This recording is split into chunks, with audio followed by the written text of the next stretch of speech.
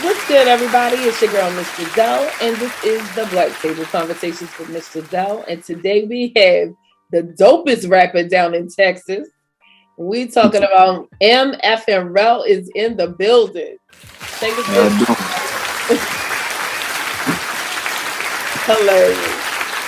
So how you feeling? And congratulations on your win for being for your fans. Actually, big shout out to your fans because they came through for you on that on your the fans choice competition that you did. That was dope. And yes, he is one of our top 12 artists of the month for October. So big up to MFN Rell. And we want to dive in to find out, let's talk about Mr. Rell. Yes, man. Yes, man. How you doing, though? You all good? Wonderful. Absolutely. I am wonderful. All right. That's all good. Oh, yes, well. Hilarious. So tell us about yourself. Where you from? What you do? What got you into hip-hop? Yeah, my name is MFN Rell. You can just call me Rell. And, from Jefferson, Texas. It's on the east side of Texas in the country. And what really got me into hip-hop was really my mama. When I was younger, 3 to 4, she was showing me a whole bunch of Tupac and Outkast videos all day, a lot of Michael Jackson. And it was just putting me onto the culture early on. And I don't think she realized it was gonna stick like that. So yeah, gotta thank her for that. Right. Yeah. They the dopest. I think my kids can say the same thing. And family. I think we all had that kind of upbringing.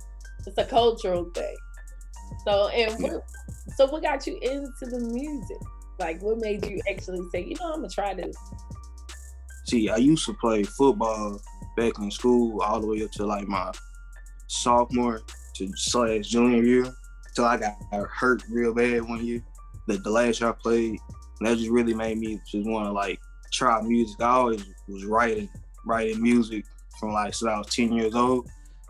And yeah, I just had some friends and they had a studio.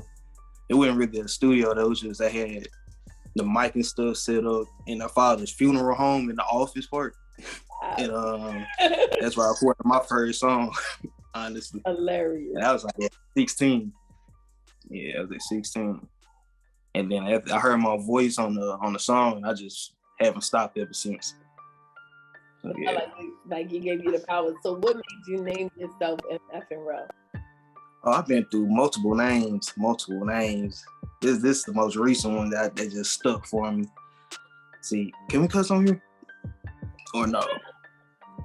Oh. Sister, you can say whatever you want. Go ahead. Okay. Mfnrell, that's the clean version.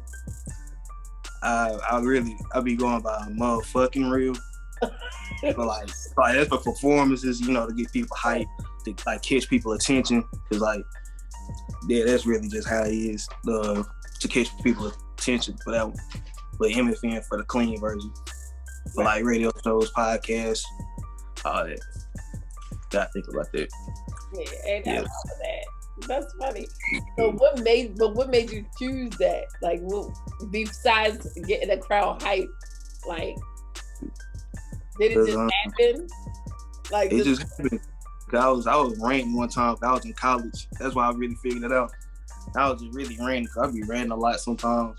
And somebody really pissed me off, and I said, "I'm motherfucking real. You gonna do this to me?" And then I'm okay. And it sounds dope. It sounds dope. So you was I'm gonna go with this. Yes, ma'am. You know what? Ain't nothing wrong with that. So let's talk about your project, the new project that you have. Actually, you know what? Before we talk about your project, we're gonna take a quick commercial break. And guys, we'll be right back in a few seconds to continue our conversation with Mr. Rell, MFN Rell. But if a man doesn't have a job or an income, he has neither life nor liberty and the possibility for the pursuit of happiness.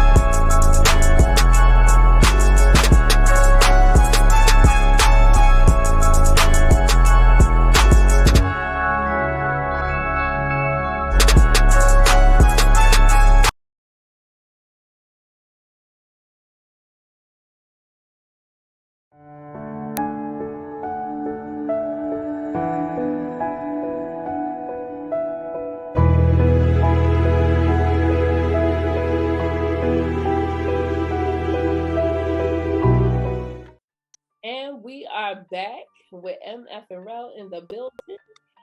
One of our top 12 artists of the month. And right before we left for our commercial break, we were going to talk about your new project and this work that you're doing, and talk about that new single that you got that I can't get out of my head. So let's talk about those things. Let's talk about the project.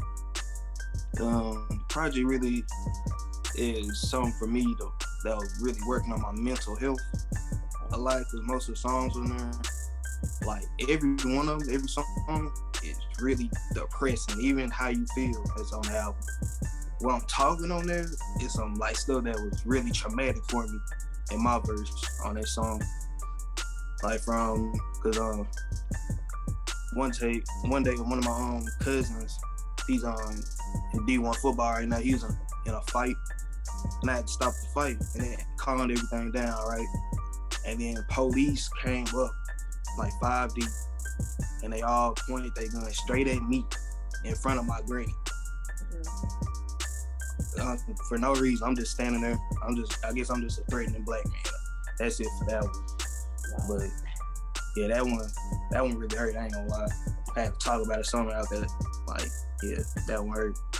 And then, yeah, another thing, I was dating a girl one time, and she faked a whole pregnancy and miscarriage. What? Yes, these, yeah. And that one hurt a lot, because I actually wanted the kid. Oh. I didn't really fool her, but I actually wanted the kid though. So it's like, yeah, that kind of hurt. That was in college too.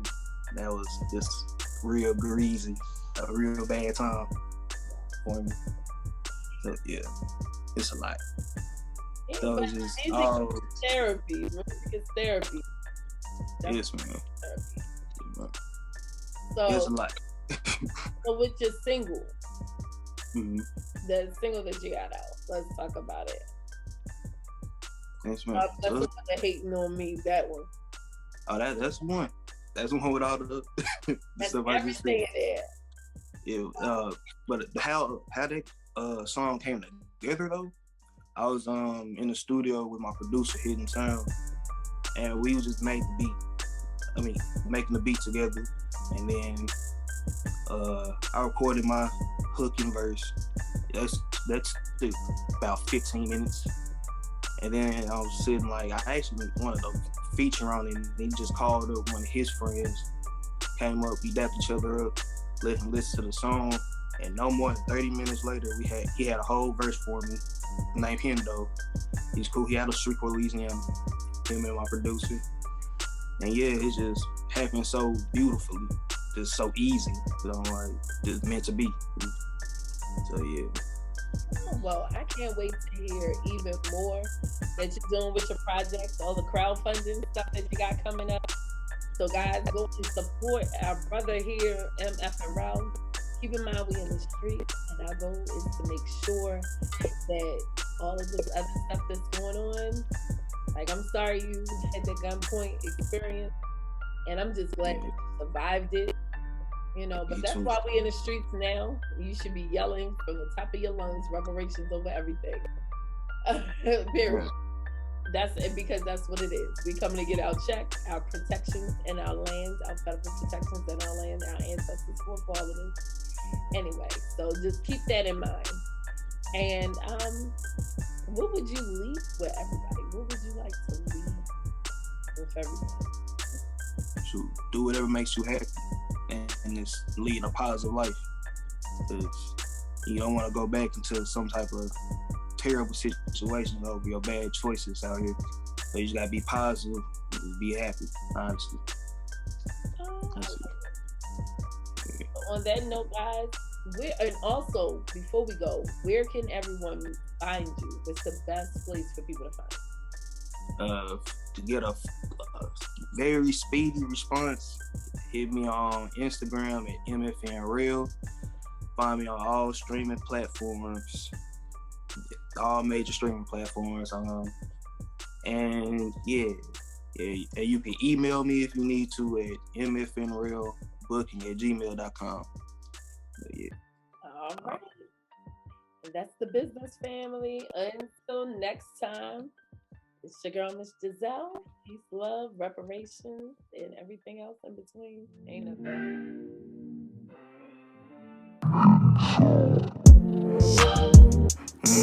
Yeah. God bless whoever hating on me.